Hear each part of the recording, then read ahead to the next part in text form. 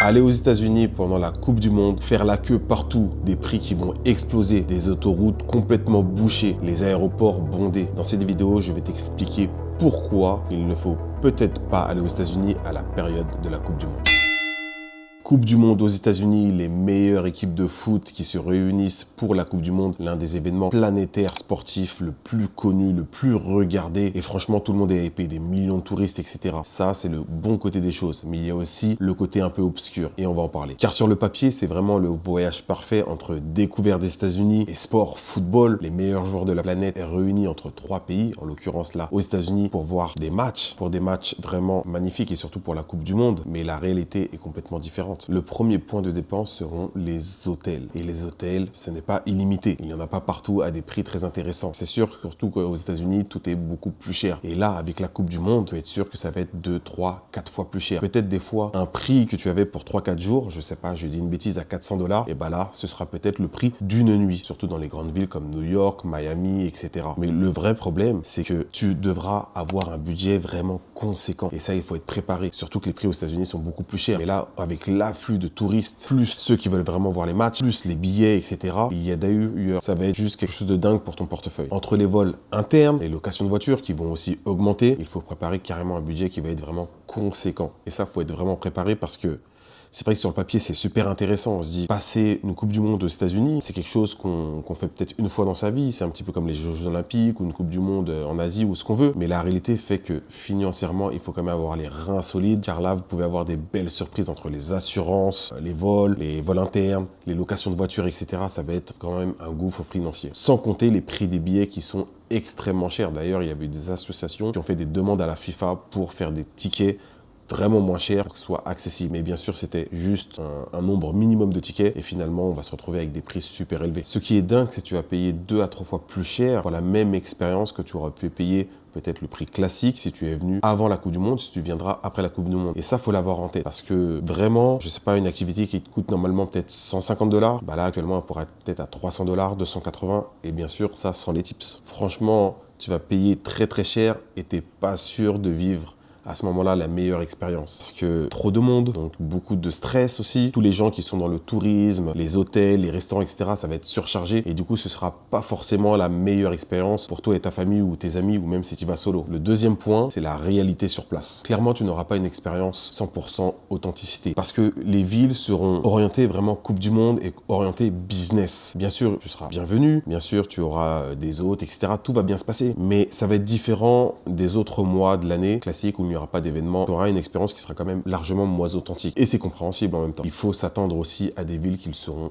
ultra blindées. Et ça, c'est vrai que déjà, certaines villes aux États-Unis sont très blindées. Quand tu vas à New York, l'été, c'est super blindé de touristes, les locaux, etc. Mais là, avec la Coupe du Monde, ça va être un truc de dingue. Ça va être vraiment un truc de dingue. Déjà, quand c'est l'US Open, c'est blindé. Mais là, avec la Coupe du Monde, par exemple, en l'occurrence à New York, ça va être complètement fou. Ça va être complètement fou et je pense que tout va augmenter. Ville blindée, taxi, Uber, Lyft, tout ce que tu veux, ça va être plus cher. Le métro, ça va être blindé aussi. Franchement, il faut être prêt pour tout ça. Bien sûr, l'expérience est juste magnifique. Mais est-ce que ça vaut le coup en termes d'expérience physique, mentale, à voir? Chacun se fait son propre opinion, bien sûr. Et ce qui est dommage finalement, c'est que parfois, pour des expériences, tu vas passer plus de temps à patienter et attendre qu'à vraiment profiter parce que c'est la Coupe du Monde, parce qu'il y a des touristes de toute la planète, etc. Même si on le sait, voilà, c'est pas la meilleure Coupe du Monde pour X raisons politiques, etc. Bien sûr, ça c'est sur le papier, ce qu'on a vu, etc. Mais en réalité, il y aura vraiment du monde. Et on le sait très bien qu'un événement comme ça, tous les fans du monde entier vont venir. Donc pense-y, peut-être que tu vas patienter, attendre et attendre. Sans compter ceux qui vont se rendre à la Coupe du Monde qui n'ont pas de billets, mais juste pour vivre l'expérience sur place. Et ça, peut-être que ça peut être sympa d'aller dans les fan zones, etc. Ça peut être aussi sympa, surtout quand il y a des matchs des équipes latines, Brésil, Argentine, etc.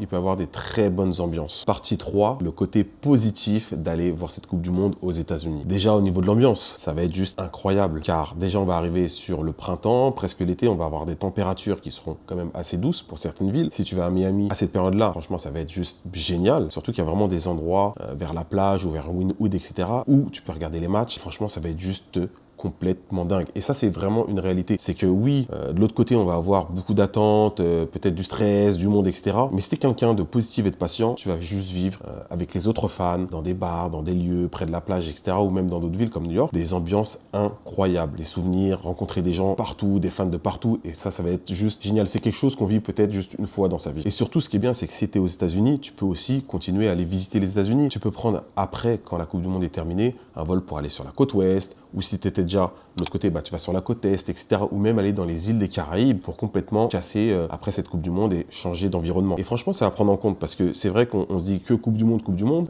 voyage aux États-Unis, mais tu peux aller aussi autre part. Et le problème, vu que tu es déjà dans la zone, ça peut être sympa d'aller visiter les îles et autres. Et si on parle de souvenirs, je parle souvent de voyages et de souvenirs mémorables et uniques. Moi, personnellement, quand j'ai fait mes voyages, que ce soit solo ou en groupe, c'est mes meilleures expériences. Et c'est vrai qu'une expérience pour se faire des souvenirs mémorables à la Coupe du Monde aux États-Unis, franchement, c'est à faire. Sur le côté positif, il n'y a rien de mieux. Les rencontres, comme je disais, vont être incroyables. Il va y avoir pas mal d'animations, des écrans géants, etc. Surtout, tu seras dans le bon time zone, du coup. Parce que si tu es en France pour regarder les matchs, ce sera la nuit, etc. Alors que là-bas, tu vas regarder les matchs à 15h, 18h, 21h. Il va sûrement avoir des after parties, after game, etc. Et ça va juste être génial. Franchement, ceux qui auront la chance d'aller aux États-Unis pour voir la Coupe du Monde, je pense qu'ils vont passer vraiment des très bons moments et surtout des souvenirs mémorables. On en reparlera, mais je pense que tout le monde va kiffer. Ça, c'est vraiment les côtés positifs. Mais surtout, ce qui est important à avoir en tête, c'est que si tu vas aller aux États-Unis pendant cette période-là, c'est mieux si tu es vraiment un fan de foot, surtout si tu as un gros budget, car on va se le dire clairement et en toute transparence, ce n'est pas pour tout le monde à cette période. Déjà que les États-Unis restent chers, assez élevés en termes de coûts quotidiens, en termes de location de voitures, d'hôtels, etc. Dès que tu commences à dépasser les 7 jours, 10 jours, 15 jours, c'est quand même un coût, surtout si tu es en famille. Donc il faut quand même être conscient de ça, qu'à cette période-là, niveau budget,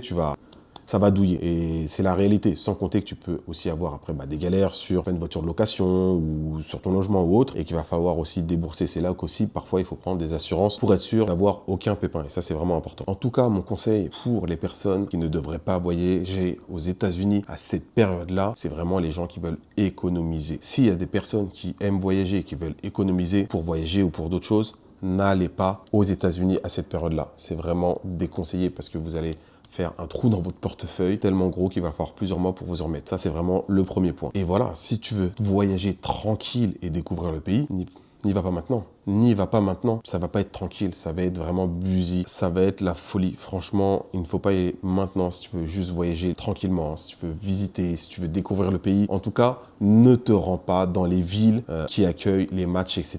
parce que ça risque d'être très busy. Après, ce qui peut être intéressant, c'est de se rendre dans des villes un peu satellites, un peu plus, on va dire, pas rurales, mais un peu plus éloignées, où il n'y a pas de match de Coupe du Monde qui se disputent. Là, peut-être, tu auras une ambiance un peu plus locale et un peu plus retirée. Il y aura toujours des activités, écrans géants, etc. parce que les Américains, on le sait très bien, surtout que là, ça se passe chez eux. Quand il y a des événements comme ça, ils mettent toujours le paquet. Donc, ça peut être très sympa, ambiance un peu locale, etc. En tout cas, si tu restes dans les grandes villes, tu vas pas être tranquille. Faut se dire les choses, tu vas pas être tranquille. On le sait très bien que dans n'importe quelle ville du monde, dès qu'il y a du monde, il y a des touristes. Les règles, des fois, sont un peu moins respectées, etc. Et c'est toujours le bordel. Donc ça, c'est aussi à prendre en compte. Si t'aimes voyager tranquille, franchement, vas-y avant ou vas-y après. Mais n'y va pas à cette période-là, sinon tu vas péter un plomb. En tout cas, je vais donner un conseil. Franchement, je sais pas qu'est-ce que tu avais prévu, mais si tu veux aller aux États-Unis à cette période, je te conseille vraiment d'y aller en mai, fin avril ou tout le mois de mai, avant le mondial, etc. où les prix sont toujours intéressants, il n'y a pas encore de monde, etc. C'est les préparatifs. Ou sinon d'y aller quasiment en août, septembre, où le climat descend un petit peu selon les villes. Mais surtout la pression, etc. sera retombée et franchement ce sera beaucoup plus chill. La vague sera passée, moins de monde au restaurant, moins de monde aux activités, les prix vont redescendre, des hôtels, etc. Les Airbnb, j'en parle pas, ça va être une folie les prix et ce sera vraiment le bon moment, je pense,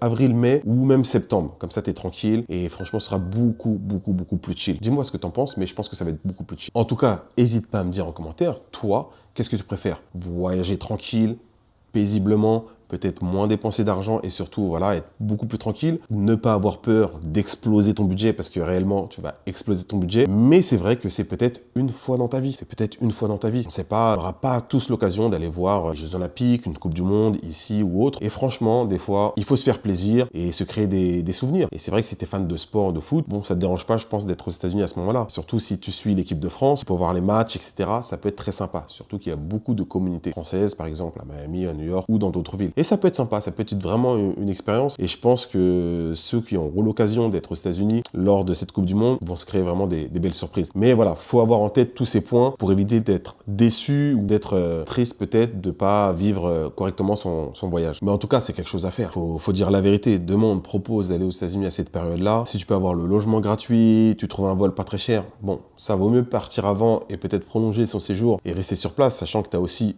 pour ceux qui n'ont pas, mais tu as l'ESTA à payer. Tu as plein de petits coups comme ça. Maintenant, par exemple, quand tu arrives à New York, à l'époque, on est le taxi jaune, c'était pas très cher, c'était 40, 50 $, etc. Alors que maintenant, ça tape direct les 100, 110, etc. Donc, tout a augmenté. Alors, j'imagine pas, alors là, pendant la Coupe du Monde, pendant le mondial, aux États-Unis, lorsque tu vas voyager, les prix vont être complètement dingues. Vraiment, les prix vont être complètement dingues. Et j'ai hâte d'avoir des retours quand ça va être cette période-là, parce que ça va être juste fou. Mais la vie est aussi faite ainsi où il faut, voilà, faut profiter.